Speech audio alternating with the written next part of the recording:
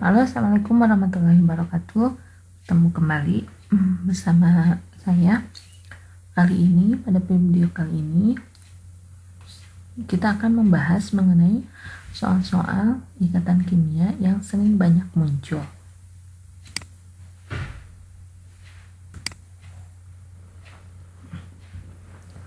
Soal pertama, disajikan data ya. Ditentukan 5 unsur dengan konfigurasi elektron sebagai berikut. Ada P 287, kemudian Q 2881, R 2818, 2, S 288, dan T 2818, 4. Pertanyaannya, untuk nomor 1, reaktivitas unsur berkaitan dengan konfigurasinya. Jadi unsur itu ada yang sangat reaktif, ada yang tidak terlalu reaktif ya. Nah, unsur yang paling stabil adalah unsur yang mana? Untuk menjawabnya, kalian cukup lihat ini, elektron valensinya. P memiliki 7 elektron valensi, berarti artinya dia ada di golongan 7. Q, elektron valensinya 1, artinya dia golongannya 1A. L di 2, elektron valensinya 2, berarti dia di golongan 2A. S 8, berarti dia 8A. Dan T 4 elektron valensi, berarti dia ada di golongan 4A. Nah, seperti itu kita ketahui bahwa pada pembahasan sebelumnya yang sudah stabil adalah unsur yang dikatakan sebagai unsur gas mulia, yaitu unsur yang ada di golongan 8A. Nah, berarti jawaban untuk nomor 1 adalah S. Oke ya. Nomor 2, unsur logam yang paling reaktif dan non-logam yang paling reaktif. Oke, saya balik lagi ya.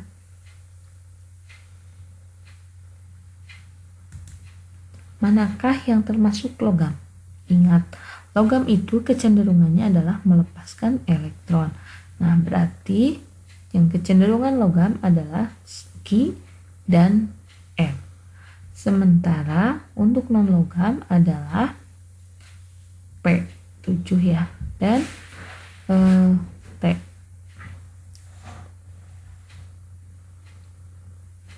P7, Q1, R2, T4. Mari kita lihat. Unsur logam yang paling reaktif dan non-logam yang paling reaktif. Berarti tadi harusnya jawabannya P yang paling reaktif itu adalah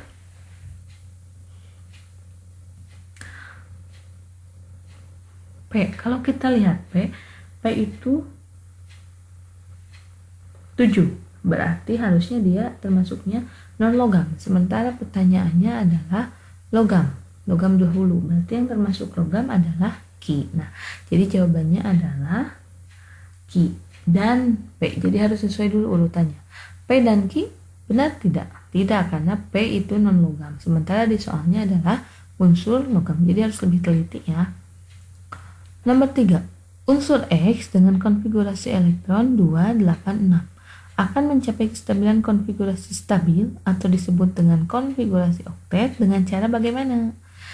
Nah, 286 nih kecenderungannya, lihat elektron valensinya sudah 6, artinya dia kecenderungannya menerima. Oke ya, menerima berapa? Menerima sebanyak 2 supaya jadi 8. Oke, lihat opsi A. Melepas 7 tidak mungkin ya. Menyerap 1 tidak mungkin karena masih kurang. Memasangkan 1 sama. Menyerap atau memasangkan, jelas ini nggak salah ya, ada menyerap atau memasangkan nggak bisa. Nah, berarti jawabannya adalah dia akan menerima sepasang itu berarti 2, sesuai ya.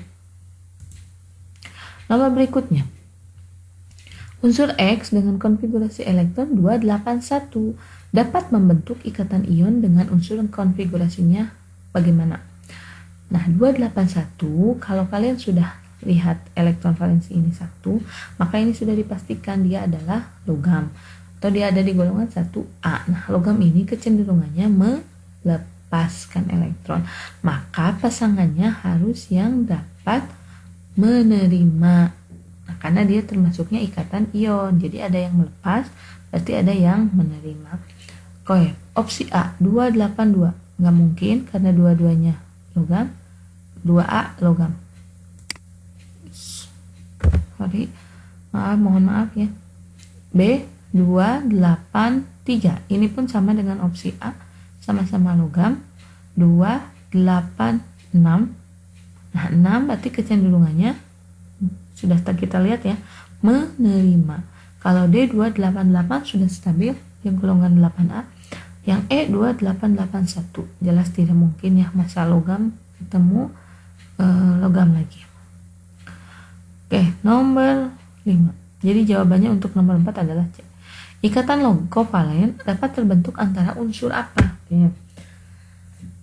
Kovalen itu terbentuk harus non-logam dengan non-logam, di mana yang termasuk non-logam dan non-logam itu dalam sistem periodik itu hanya ada 15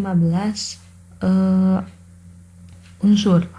Nah, coba kita lihat ya satu persatu. A, logam alkali. Di depannya sudah ada kata logam, berarti nggak usah dipilih A karena ada kata logam. Yang B juga sama, logam. Ini logam, berarti tidak mungkin. Kalau depannya logam harusnya ion. C juga sama, dia logam. Nah, D dia halogen. Halogen itu 7. Sudah jelas 7 itu semuanya adalah non-logam. Dengan golongan oksigen. Oke, oksigen itu ada di golongan 6. Nah, di golongan 6 pun sama, ada unsur yang yang non-logam. Jadi non-logam ketemu non-logam. Jadi di golongan 6A itu atau golongan oksigen itu ada oksigen,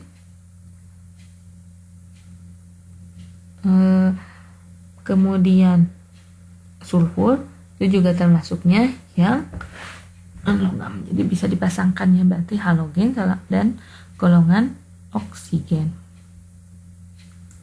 Jadi gitu ya, halogen dan golongan oksigen, berarti oksigennya juga non-logam. Kemudian yang E golongan oksigen, ini non-logam ya oksigen, tapi dipasangkan lagi dengan logam alkali. Jelas aja jawabannya benar adalah D. Nomor 6. Senyawa ion mempunyai sifat berikut kecuali, kayak masih ingat kan? Titik lelehnya tinggi, jelas ya. Larutannya dapat menghantarkan listrik, oke. Lelehannya dapat menghantarkan listrik juga, oke. Larut dalam air, nah berarti kecualinya adalah A. Di nomor 7 sampai nomor 10 saya kasih jawaban di sampingnya, mudah-mudahan dapat membantu. Nomor 7 ada unsur sebanyak 4, datanya adalah P 24, konfigurasinya Q 27, R 281 dan S 286. Untuk nomor 7 unsur S dan R dapat membentuk senyawa dengan rumus kimia dan jenis ikatannya apa? Oke, soal-soal ini sering banyak sekali muncul. Kita lihat S286. Ini di sampingnya ya jawabannya 286. Kemudian R281. Kecenderungannya adalah S itu menerima elektron sebanyak 2, sementara R kecenderungannya adalah melepaskan elektron sebanyak 1. Nah, karena dia ada yang melepas dan menerima elektron, maka sudah dipastikan ikatannya adalah ikatan ion. Sekarang tinggal kita pasangkan, jadi senyawanya apa? Oke, S. Untuk senyawa ion harus dituliskan terlebih dahulu itu kationnya, berarti yang ini dulu ya, R dulu. R kecenderungannya melepas sebanyak 1. Ketemu dengan S yang kecenderungannya menerima sebanyak 2, jadi S-nya 2 amin. Nah, kalau dipasangkan, ingat ya yang waktu saya jelaskan di ikatan ion, untuk angka yang di atas superskrip, dia nanti akan menjadi subskrip untuk atom yang sebelumnya. Oke, bukan sebelumnya. Dia akan menjadi subskrip untuk atom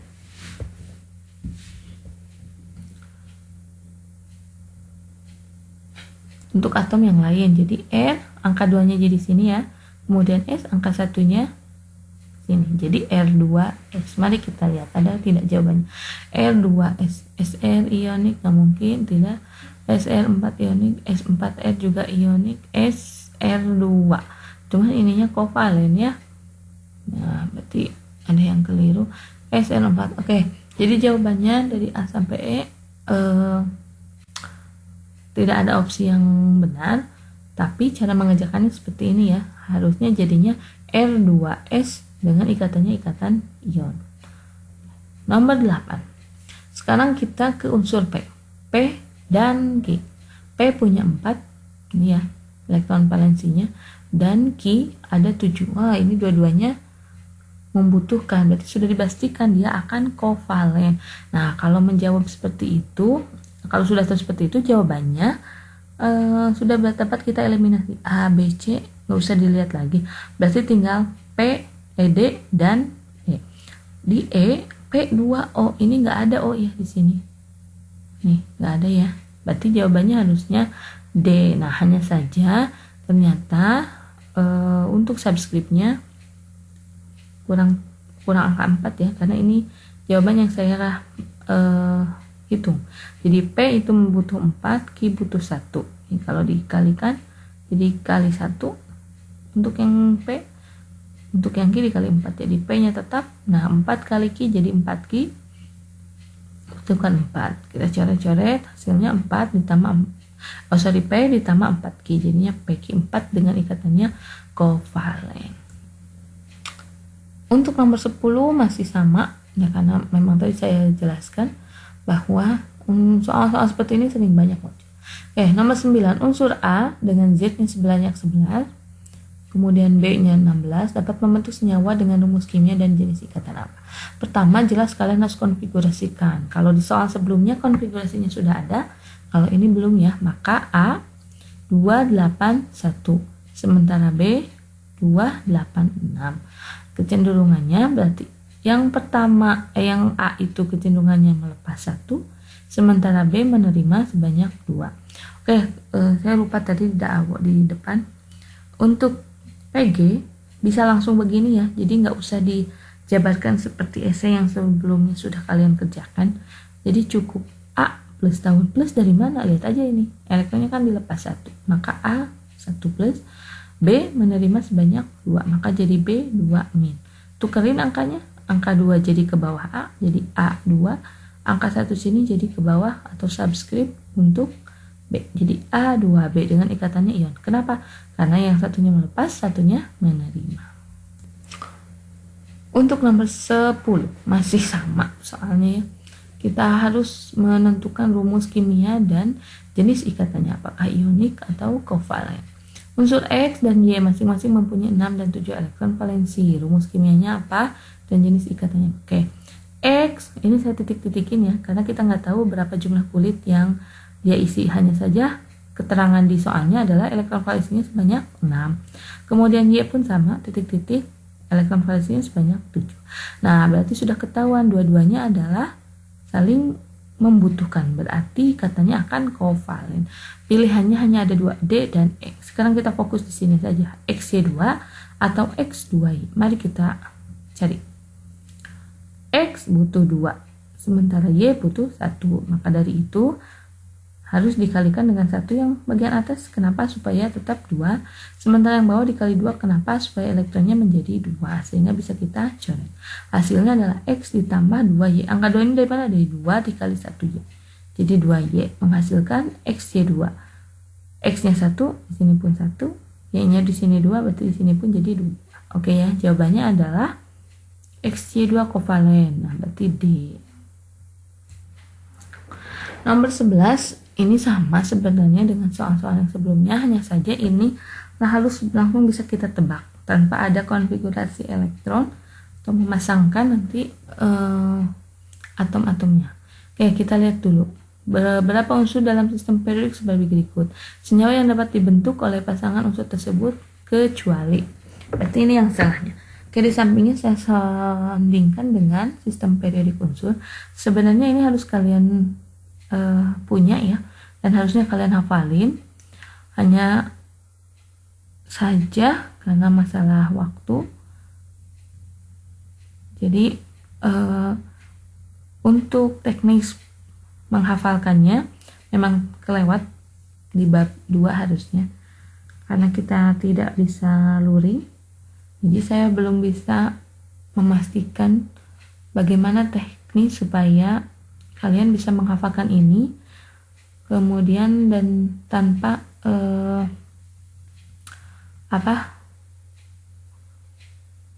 tanpa melihat kembali aslinya. Jadi harus benar-benar jujur. Nah, saya belum bisa menentukan teknik penilaiannya seperti apa. Oke, balik lagi ya. Oke, kita lihat P. P berarti kita sandingkan dengan ini ya, LI. Nah, berarti dia ada di golongan 1A. Sementara S berarti dia ada di periode ketiga. Nah, ini ya adalah CA. Berarti P dan S adalah logam. Q itu ini B. Nah, berarti B pun termasuk yang non logam. Kemudian untuk yang non logam saya lupa. Untuk yang non logam karena cuma 15, jadi kalian cukup hafalin nih. Dari golongan 3 cuma B 1, golongan 4 C SI. Berarti sudah 3. Golongan 5 NPASSB berarti sudah 7 ya. Kemudian di 6 OSSE TEPO. Nah, untuk yang ini 7A semuanya adalah non logam. Jadi ada 15 unsur. Oke, Q termasuknya non logam B. Nah, kemudian T ini berarti ada di golongan 6. Berarti S ya di sininya. Sementara R ada di golongan 7. Berarti dia menyatakan F. Nah, sekarang kita pasangkan apakah A PR ionik, B P2T ionik, C S dan T ionik, D TR2 kovalen, atau E QR ionik. Nah, untuk menjawabnya kalian cukup begini saja. Nomor ini P1A ya, yang tadi kan 1A. Berarti dia sudah dipastikan adalah logam. S2A juga logam. Q3A tadi ya non logam. R7 non logam. T6A berarti non logam. Nah, yang A ini jawabannya di opsinya PR ionik. Benarkah? P logam, R non logam. Oh, sudah benar. Ionik ya. Ini penjelasannya. P-nya 1 plus golongan 1, R-nya golongan 7. Jadi R min, jadi PR ionik. Sama ya. Yang B, P logam, T non logam. Nah, ini pun sama, berarti harusnya ionik. Hanya saja benar tidak ini si senyawanya. P-nya 1A, 1 plus, T-nya butuh 2 karena dia golongan 6, berarti butuh 2. Jadi T 2 min. Sehingga kalau ditukarkan menjadi P2T. Sama ya, ionik. Oke, benar. CS dan TS logam, T non logam. Harusnya jawabannya ionik. Ya, benar jawabannya ionik ya. Ini hasil reaksinya S 2 min karena dia golongan logam. T 2 plus, yang ini plus ya, 2 min karena dia butuh non logam. Sehingga kalau ditukarkan menjadi S2 T2. Nah, ini bisa disederhanakan 2 berarti jadinya ST, sama aja ya. Oke, yang D, TR2 kovalen, T-nya non logam, R-nya non logam. Nah, ini berarti benar, harusnya kovalen. Apakah benar senyawanya? Mari kita selesaikan. T butuh 2, R butuh 1.